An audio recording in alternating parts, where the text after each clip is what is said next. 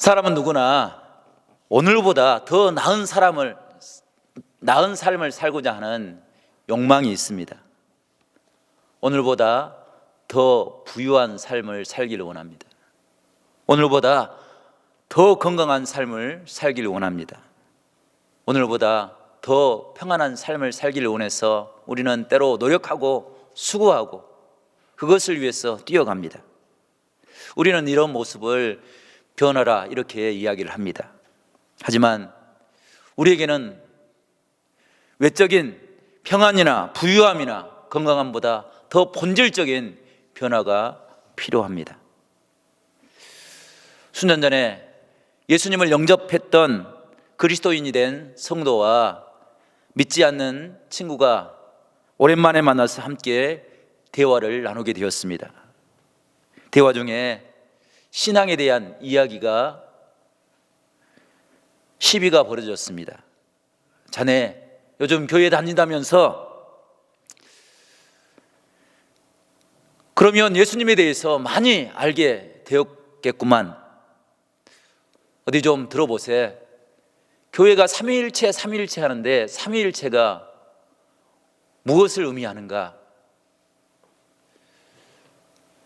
그 친구는 머리를 긁적거리면서 삼위일체 내가 잘 설명하기가 쉽지 않겠네 라고 이야기를 했습니다. 그러면 예수님께서 살아계실 때 설교를 몇 번이나 했는지 자네는 아는가? 그것도 잘 모르겠는데, 그러면 지금 이 땅에 수많은 이단과 사이비들이 있는데 그 종파들은 어떻게 생겨났는지 자네는 알고 있는가? 그 이야기를 들으면서 자신이 많은 것을 알지 못하고 무지하다는 사실을 깨달았습니다. 내가 교회를 다니고 있지만 아는 것이 많지 않은 것 같네. 하지만 내가 분명히 경험하고 아는 것이 한 가지가 있네. 그것은 내가 3년 전 예수 그리스도를 만나고 나의 삶이 변화되었다는 것이네. 나는 3년 전에 매일 저녁 술을 먹고 집에 들어가서 자식들에게, 아내에게 행패를 부렸네. 사회생활을 잘 적응하지 못해서 많은 빚을 짊어지고 살았네. 그것이 가정에 상처가 되고 어려움이 되고 고통이 되었네. 나의 삶은 매일매일 지옥과 같은 삶을 살았네.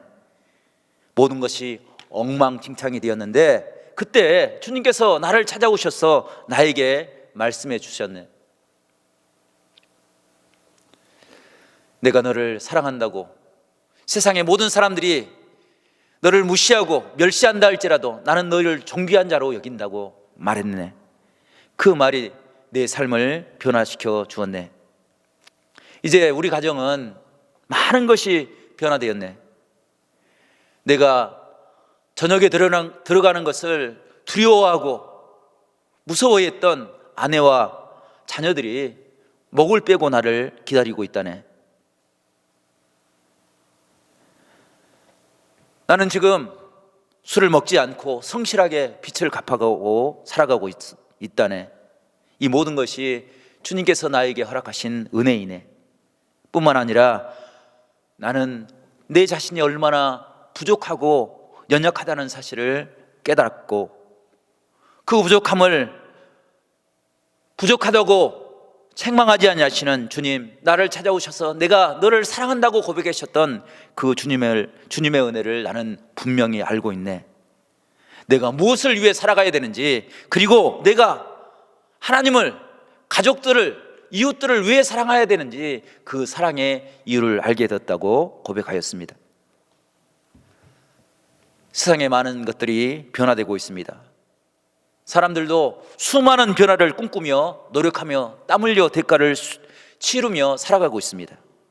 어떤 사람들은 나의 젊음과 나의 외모를 예쁘게 하기 위해서 성형외과의 변화를 꿈꾸며 삽니다.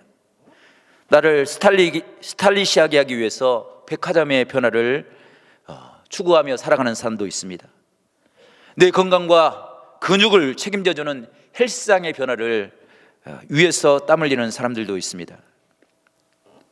하지만 오늘 사도 바울은 우리에게 외형이 아니라 근본적인 변화를 증거하고 있습니다.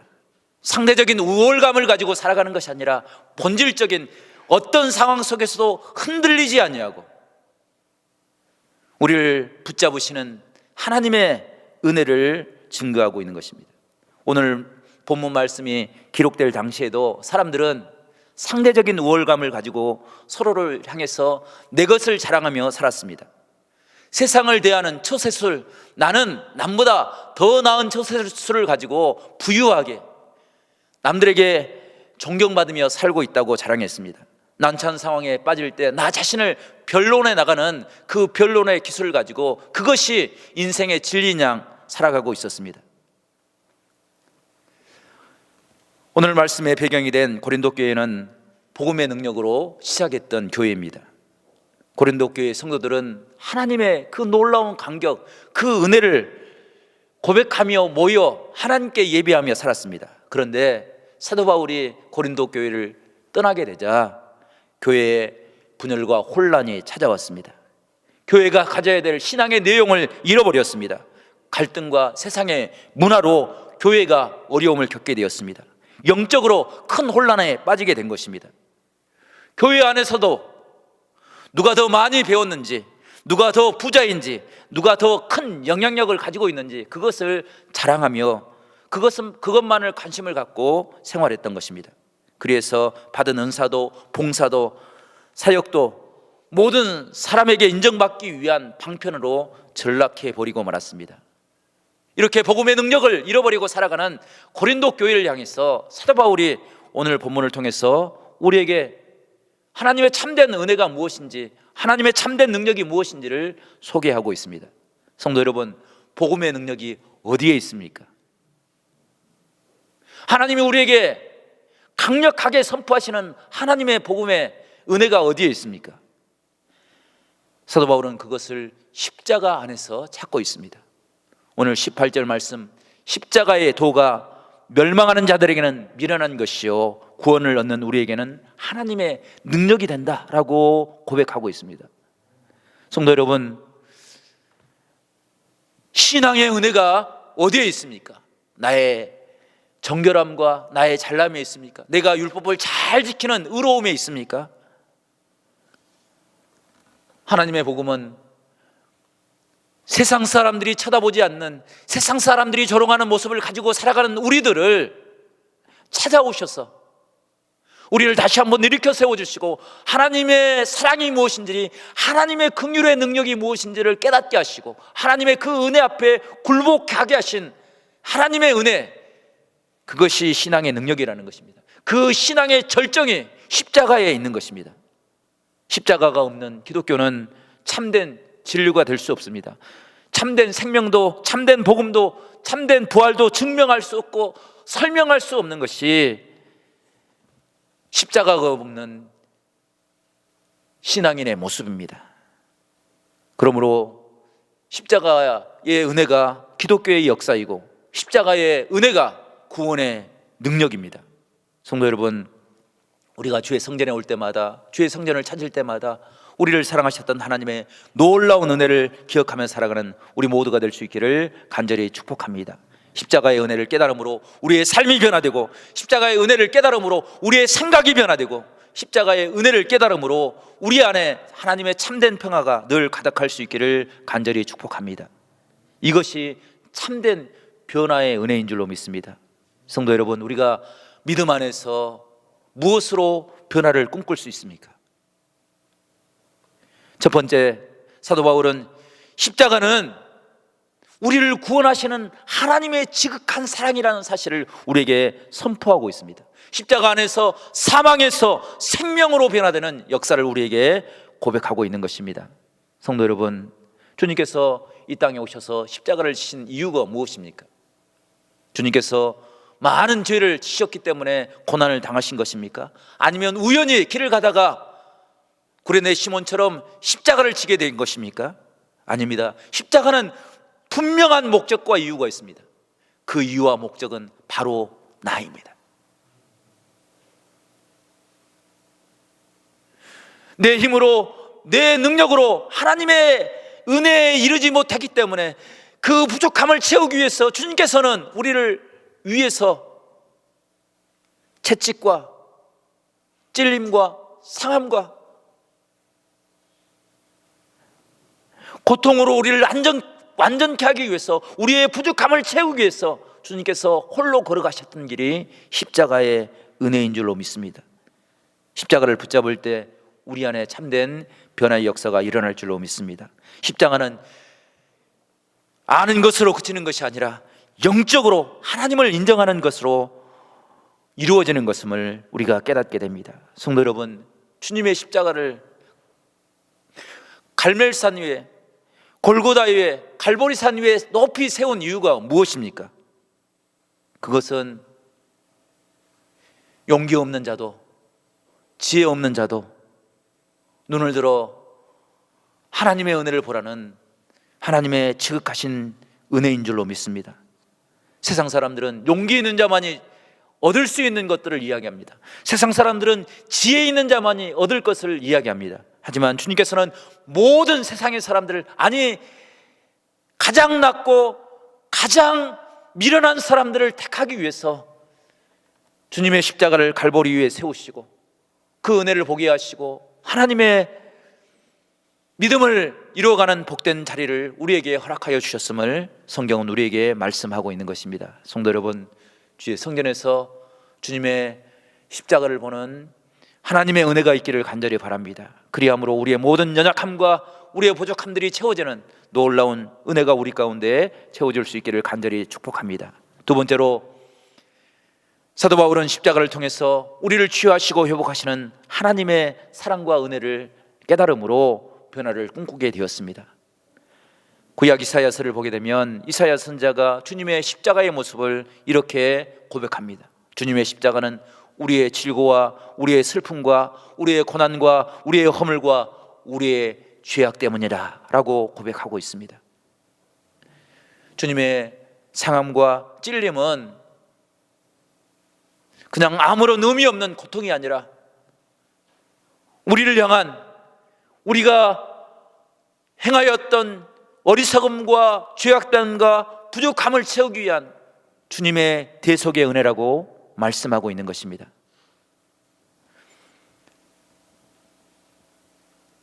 주님은 우리에게 영원한 생명을 허락하시기 위해서 십자가의 길을 걸어가셨습니다. 그럼에도 불구하고 아직도 유대인들은 자신들의 삶을 채워나갈, 자신들의 자랑거리를 삼을 만한 기적을, 표적을 요구하고 있었습니다. 이스라엘 백성들은 광야 40년을 걸어갈 때 하나님의 기적을 보았습니다. 그럼에도 불구하고 그들은 여전히 공허함 속에 살았습니다. 하나님께서 베푸신 그 기적을 나를 위한 구원의 사건으로 고백하는 것이 아니라 나의 필요를 공급하는, 단지 나의 필요를 위해서 사용되는 수단으로 생각했기 때문에 그들의 삶은 날마다 갈급함으로 더 큰 표적과 기적을 구하는 그런 어리석은 삶을 살게 되었습니다. 헬라인들은 지혜를 찾았습니다. 자신의 삶을 좀 더 평안히, 그리고 남들과 비교해서 더 뛰어난 자신의 모습을 찾기 위해서 그것이 지혜라고 여기며 살았습니다. 그런데 주님께서는 가장 낮은 곳에서, 가장 고통스러운 그 삶의 자리에서 우리를 향하여 선언하시고 선포하십니다. 우리는 세상에 버려진 존재가 아니라 하나님께서 창조하시고 하나님께서 인도하시고 하나님께서 사랑하여 주셔서 가장 존귀한 자로 선택받은 믿음의 사람이라고 우리에게 이야기하고 있는 것입니다. 이 부름의 은혜가 세상이 줄 수 없는 하나님의 사랑과 하나님의 능력임을 우리에게 이야기해 주고 있는 것입니다. 성도 여러분, 이 은혜를 깨닫게 될 때 우리의 심령이, 우리의 영혼이 치유되는 복된 역사가 우리 가운데 이루어질 줄로 믿습니다. 세상은 우리를 포기해도 하나님은 결코 우리를 포기하지 않습니다. 그 놀라운 사랑을 증거하기 위해서, 증명하기 위해서 주님께서는 십자가를 지시고 우리에게 하나님의 사랑을 나타내 보여주셨습니다. 미국 켄터키주 주립병원에 캐롤이라는 한 여인이 입원을 했습니다. 그 여인의 병명은 광기 우울증이었습니다. 그녀는 평소에 얌전하다가도 어떤 순간이 닥치면, 어떤 상황에 직면하게 되면 사람들이 걷잡을 수 없는 정신적인 발작을 일으켰습니다. 물건을 집어 던지기도 하고 칼을 들고 사람들을 위협하기도 했습니다. 그 우울증 때문에 도저히 일상적인 삶을 생활할 수가 없었습니다. 직장 생활에서 쫓겨나게 되었습니다. 가족들에게도 외면당하게 됐습니다. 그는 정신병동에 입원하여서 하루하루 절망적인 상황을 살아가고 있었습니다. 의사들도 간호사들도 그를 치료해야 될 그 사람들도 그의 발작을 두려워해서 그녀를 피하였습니다. 그런데 그녀를 찾아오는 유일한 한 사람이 있었습니다. 그 사람이 오랜 시간 그녀를 알고 있었던 신실한 믿음의 친구였습니다. 그녀는 매주 일주일마다 한 번씩 그녀를 찾아와서 위로해주고 격려해주고 하나님의 말씀을 읽어주었습니다. 하나님의 말씀을 통해서 주님의 십자가를 붙잡으라고, 주님께서 너희의 주되심을 기억하고 그 은혜 앞에 꿇어 엎드려 기도하라고, 그러함으로 마음의 두려움에서 하나님의 평안을 찾으라고 격려해주고 기도해 주었습니다. 처음에 완강히 부인했던 캐롤도 매주 일주일마다 찾아와서 그녀를 위로해주고 그 어둠의 시간에서 탈출시켜주는 그녀를 기다리고 그녀를 신뢰하게 되었습니다. 그 친구는 부활절이 다가오자 주님께서 십자가에서 당하셨던 고난과 죽음과 부활의 의미를 설명해 주었습니다. 사망의 권세를 이기고 죽음의 두려움을 이겨내게 하신 그 주님을 믿게 되면 너도 그것을 이길 수 있다고 믿음의 마음을 선언해 주었습니다. 친구가 돌아간 그날 저녁에 잠을 자고 있는데 그의 마음속에 한 음성이 들렸습니다.